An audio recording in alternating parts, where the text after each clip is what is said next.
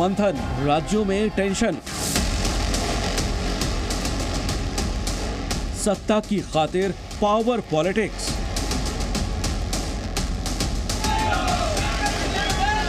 Meeting पर meeting, नेता मौन, सीएम कौन। मध्य प्रदेश, छत्तीसगढ़ और राजस्थान में बीजेपी ने जीत की हैट्रिक तो लगा दी है, लेकिन 4 दिन बीत जाने के बाद भी तीनों राज्यों के सीएम को लेकर मंथन जारी है। कौन बनेगा मुख्यमंत्री? अब तक ये सवाल सबसे बड़ा सवाल बना हुआ है। राजस्थान, मध्य प्रदेश और छत्तीसगढ़ में यही चर्चा चल रही है कि इन तीनों राज्यों का मुखिया कौन होगा। कयासों का बाजार गर्म है। एक ओर जहां पुराने चेहरे इस उम्मीद में हैं कि आलाकमान की नजर इनायत हो जाए तो फिर से सीएम की कुर्सी मिल जाए, तो वहीं नए चेहरों की दावेदारी भी उनकी धड़कनें बढ़ा रही हैं। दिल्ली में लगातार माथापच्ची चल रही है।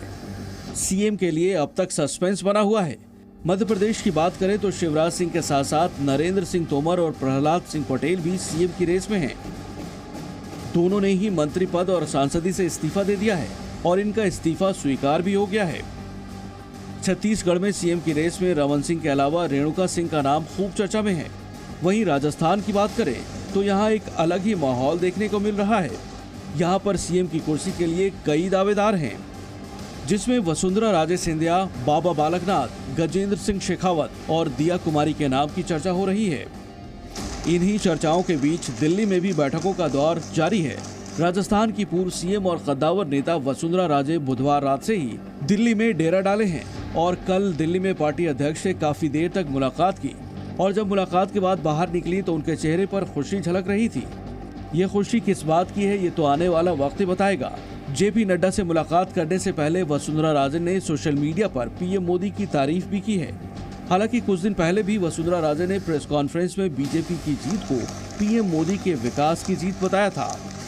राजस्थान की ये जो शानदार जीत है, ये माननीय हमारे प्रधानमंत्री नरेंद्र मोदी जी, जिनका मंत्र था ये सबका साथ, सबका विकास, सबका विश्वास और सबका प्रयास, ये उसकी जीत है। उनकी दी हुई गारंटी की जीत है। वसुंधरा राजे से मुलाकात के बाद बीजेपी अध्यक्ष जेपी नड्डा ने देर रात केंद्रीय गृह मंत्री अमित शाह से मुलाकात की और सीएम के नामों को लेकर चर्चा की। अपने बेटे के साथ पार्टी अध्यक्ष से मिलने आई वसुंधरा राजे एक तरफ पार्टी आलाकमान की तारीफ कर रही हैं, तो दूसरी तरफ पावर पॉलिटिक्स भी करना शुरू कर दिया है। वसुंधरा राजे के बेटे पर विधायकों की गोलाबंदी का आरोप लगा है, लेकिन बीजेपी नेताओं ने इसे खारिज कर दिया। नहीं, संदिग्ध कुछ नहीं था भाई। रिसोर्ट में क्यों ठहरे? हमारा मकान यहाँ रहने के लिए, तो मकान में ठहर भैया। और पार्टी ऑफिस में जब आदेश आया, पार्टी ऑफिस में चला जाना, क्योंकि पार्टी ने हमको एमएलए बनाया है, पार्टी ने टिकट दिया है, पार्टी की वजह से हम जीते हैं। और मैं संगठन का व्यक्ति हूँ, संभाग देखता हूँ, तो इदाया में ठहरने का क्या मतलब है? अपना घर है, वहाँ जाके ठहरो आराम से। लेकिन एक बात तो साफ है कि वसुंधरा राजे पार्टी आलाकमान पर पूरा दबाव बनाने की कोशिश कर रही हैं। तो वहीं दूसरी तरफ वसुंधरा राजे के समर्थक विधायक भी इसी कोशिश में हैं कि सीएम उन्हीं को बनाया जाए। लेकिन जब उनसे सवाल किया गया तो विधायकों ने गोलमोल जवाब दिए। धन्यवाद ज्ञापित करने आए हैं उनका कि उन्होंने हमें जो हमारे साथ रहे हैं। तो मैम के समर्थन में कितने लोग हैं जो चाहते हैं कि मैडम फिर से एक बार कुर्सी पर? अरे भाई, ऐसा कोई बात नहीं है। जिस तरह से पार्टी में बैठकों का दौर जारी है, गुटबाजियों का दौर चल रहा है, उसके बाद बीजेपी नेता भी गोलमोल जवाब देकर अपना पल्ला झाड़ रहे हैं। वहीं राजस्थान के प्रभारी अरुण सिंह ने कहा कि संसदीय बोर्ड की बैठक के बाद विधायक दल की बैठक में सीएम के नाम पर फैसला होगा। कब तक ये बादल हटेंगे? कोई बादल नहीं है। भारतीय जनता पार्टी का पार्लियामेंट्री बोर्ड जब तय करेगा तब जाकर के सब बैठकें होगी, उसके हिसाब से करेंगे। और अभी पार्लियामेंट्री बोर्ड का जब निर्णय आएगा तो सभी कार्यकर्ता उसका पालन करेंगे, हम सब लोग, और निर्णय आने दीजिए, उसका इंतजार करिए। 3 राज्यों में मिली बम्पर जीत के बाद सीएम के नाम को लेकर हो रही देरी पर विपक्षी दल भी तंज कर रहे हैं। भाजपा अगर इतने बहुमत के बावजूद भी मुख्यमंत्री नहीं बना पा रही तो ये दुविधा क्या है? दुविधा नहीं होनी चाहिए।